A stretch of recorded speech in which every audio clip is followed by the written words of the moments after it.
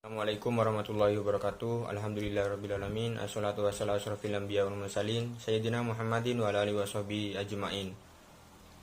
Yang saya hormati dan saya takdimi pengasuh Pondok Pesantren Zainul Hasan Genggong, Kiai Haji Muhammad Hasan Mutawakil Allah SHMM, dan saya hormati Rektor Universitas Islam Zainul Hasan Genggong, Bapak Dr.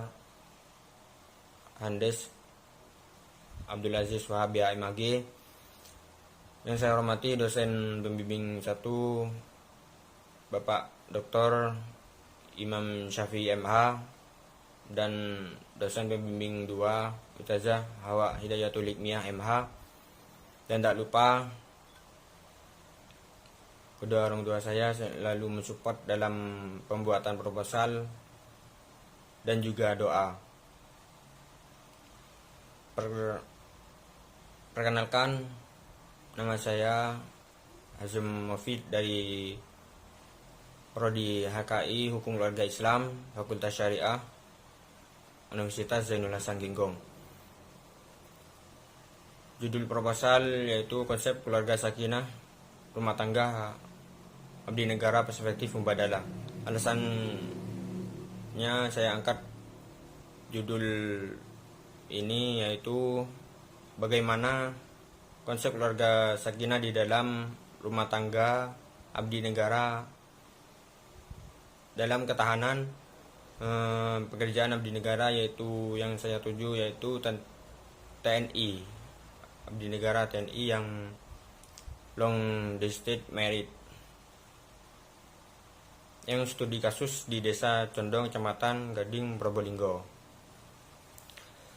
Selanjutnya yaitu bab 1, pendahuluan. Latar belakang masalah perkawinan dianggap mempunyai arti yang sangat penting dalam individu, kehidupan bangsa, dan kehidupan sebagainya. Oleh karena itu, di dalam Al-Quran perkawinan disebut dalam ikatan kuat misakon walidon, dalam berdasarkan Al-Quran surat An-Nisa ayat 21. Dengan adanya ikatan ini, setiap orang tentu ingin mewujudkan tujuan perkawinan, yaitu membangun keluarga maslahah, yaitu keluarga yang dipenuhi cinta kasih sayang dan kedamaian dapat terwujud. Perspektif mubadalah menjadi arah baru penafsiran, yaitu relasi lelaki dan perempuan menuju hubungan yang toleran, humanis, saling bahagia dan membahagiakan.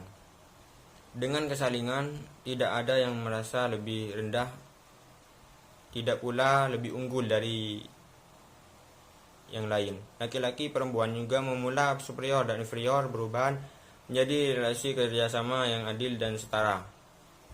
Selanjutnya yaitu fokus penelitian. Penelitian ini dibatasi dalam masalah konsep keluarga sakinah rumah tangga di negara. Penelitian memberi batasan-batasan objek penelitian agar tidak ada kerancuan atau fokus kajian lebih dalam. Objek diliti dalam kajian ini berupa konsep keluarga sakinah rumah tangga abdi negara perspektif mubadalah. Selanjutnya yaitu rumusan masalah. Rumusan masalah yang pertama yaitu bagaimana konsep keluarga sakinah rumah tangga abdi negara di Desa Condong, Kecamatan Gading, Kabupaten Probolinggo. Yang kedua yaitu bagaimana konsep keluarga sakinah rumah tangga abdi negara perspektif mubadalah di Desa Condong, Kecamatan Gading, Kabupaten Probolinggo.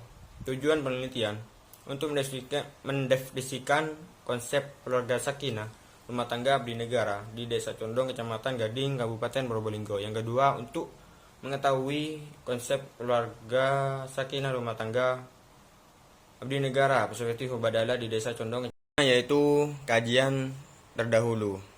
Kajian pertama yaitu yang dilakukan oleh Rohmatus Salihah dan Muhammad Al-Faruq dalam artikel jurnal yang berjudul Konsep Keluarga Sakinah menurut Quraisy Shihab. Bersamaan peneliti terdahulu dengan peneliti ini adalah keduanya sama-sama mengkaji tentang konsep keluarga sakinah. Dari perbedaannya terletak pada kajian dalam peneliti yang dilakukan Rohmatus Salihah dan Muhammad Al-Faruq menggunakan konsep keluarga sakinah menurut Quraisy Shihab, sedangkan peneliti ini menggunakan konsep keluarga sakinah perspektif mubadalah. Penelitian kedua yang dilakukan oleh Nyai Wulan pada judul skripsi yang berjudul Kesetaraan Gender pada Hubungan Pasutri Perspektif Mubadalah. Persamaan peneliti terdahulu dengan peneliti ini adalah keduanya sama-sama mengkaji tentang mubadalah, perbedaan yang terletak pada kesetaraan gender pada hubungan pasutri. Dalam penelitian yang dilakukan oleh Nyi Wulan mengkaji tentang kesetaraan gender pada hubungan pasutri perspektif mubadalah. Selanjutnya bab 2 kajian teori. Yang pertama, pengertian keluarga. Keluarga berasal dari bahasa Sanskerta, yaitu keluarga, yang artinya kelompok kerabat. Sebagai kelompok kerabat sosial terdiri dari sejumlah individu memiliki hubungan antar individu, terdapat ikatan, kewajiban dan tanggung jawab di antara individu tersebut. Keluarga adalah sebuah institusi terkecil dari suatu masyarakat. Keluarga sakinah dalam Islam merujuk pada keluarga yang tercipta dalam suatu penuh kedamaian, ketenangan, dan kasih sayang. Keluarga sakinah menurut penjabaran dari Al-Quran Al-Surat Ar-Rum ayat 30 surat 21 di atas. Di dalamnya ayat tersebut adalah menjelaskan bahwa tujuan diciptakan seorang istri adalah agar suami dapat membangun sebuah keluarga sakinah, yaitu keluarga yang harmonis, bahagia lahir batin, hidup tenang dan tentram, damai dan penuh dengan kasih sayang. Yang kedua yaitu fungsi keluarga. Fungsi yang pertama biologis, yaitu keluarga sebagai tempat yang baik untuk melangsungkan keturunan secara sehat dan sah. Yang kedua fungsi edukatif, yaitu keluarga berkewajiban menyampaikan pendidikan bagi anggota keluarganya, terutama bagi anak-anaknya, karena keluarga adalah di lingkungan terdekat dengan paling akrab dengan anak.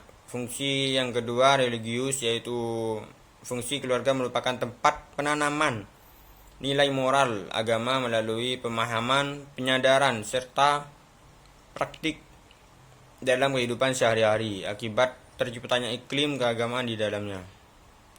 Yang ketiga yaitu makna sakinah.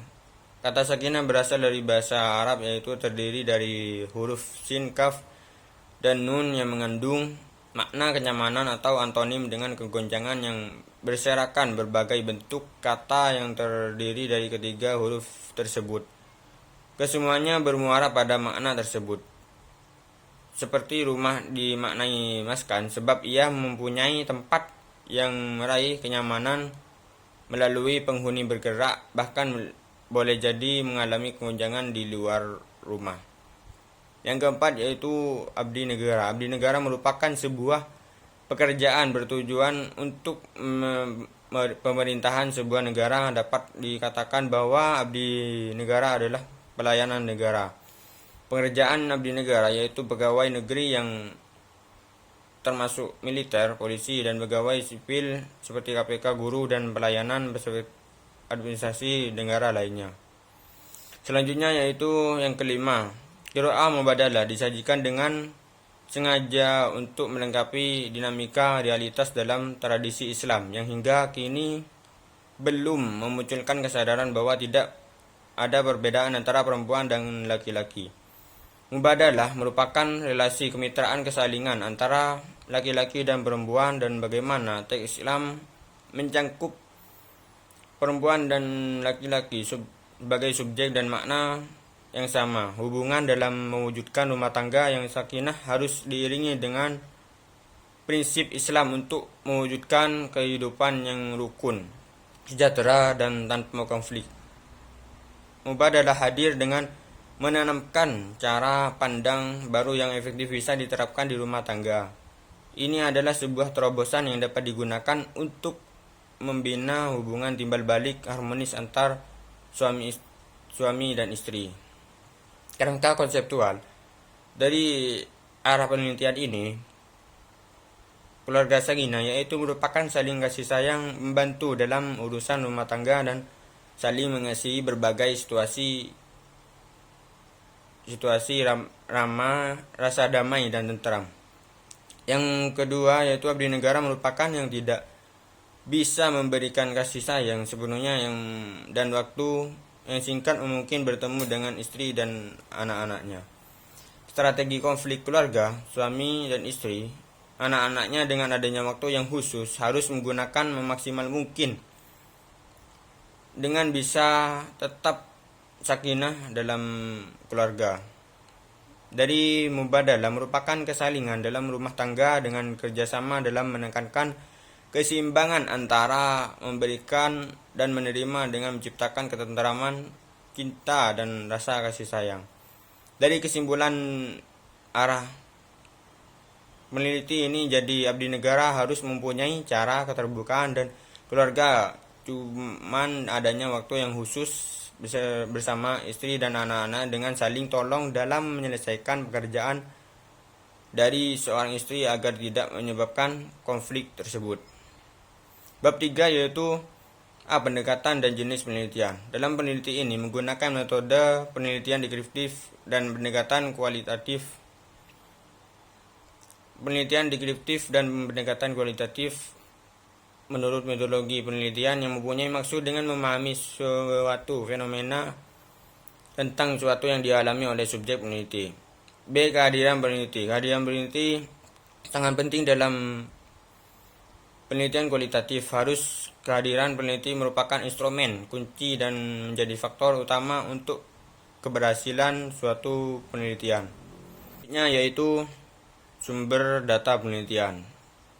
Yang pertama yaitu data primer. Data primer adalah data yang bersumber dari sumber pertama, baik dari individu atau perseorangan, seperti hasil wawancara yang dilakukan oleh peneliti. Adapun sumber dan data primer dalam peneliti ini adalah wawancara.